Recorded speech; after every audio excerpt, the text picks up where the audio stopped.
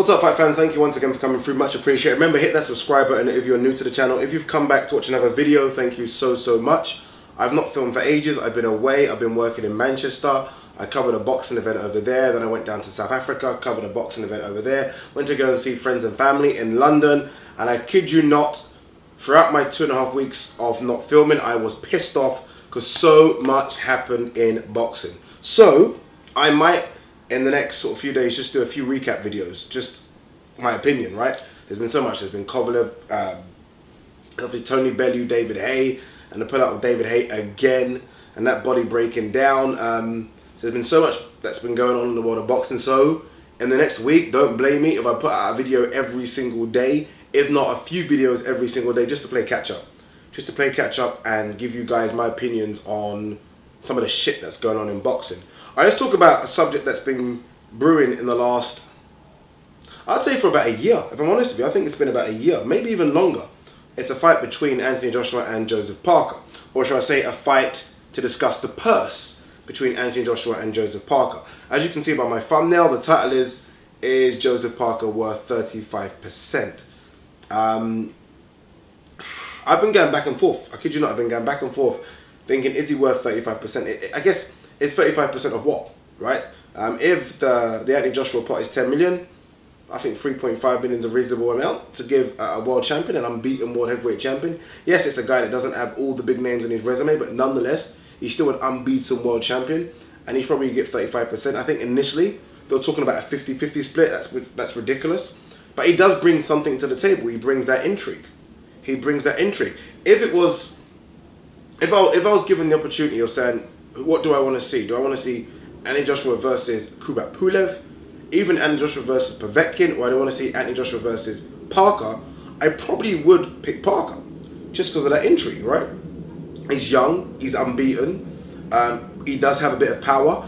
I think the Hughie Fury performance made him look a bit stale, but I think Hughie Fury is very awkward. Hughie Fury was negative. Hughie Fury was fighting on the back foot, and I don't think Anthony Joshua will do those things. So I think it will be an explosive fight for as long as it lasts. So I think, in that sense, it does decent pay-per-view numbers. I think it could get a lot of interest from New Zealand. I think they would pay for it as well if it was available to them in terms of a pay-per-view option. So I think he's worth 35%. I think he's worth 35%. For those people that think he's not, you have to leave your reasons as to why you don't think he is. The only reason I kind of felt like he might not be is because he doesn't talk, does he? He doesn't sell a fight. I mean, he's tried to sell a fight recently. I saw that ridiculous press conference I think his promoter, his trainer, and he himself put on, which was embarrassing. Honestly, it was poor at best. And I think he does need to look at maybe sacking his promotional team. I think they do a shit job of promoting him.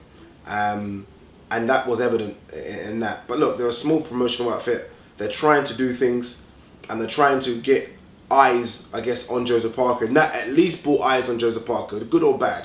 As they say, any publicity is good publicity. And that right now was shit publicity. But nonetheless, it's publicity. Do I give him a shot against Anthony Joshua? Yeah, absolutely. Look, he's a heavyweight. Every heavyweight to an extent has a shot, right? I remember I gave Carlos Takam somewhat of a shot. I didn't think it would beat Anthony Joshua. I thought he'd give him a good fight.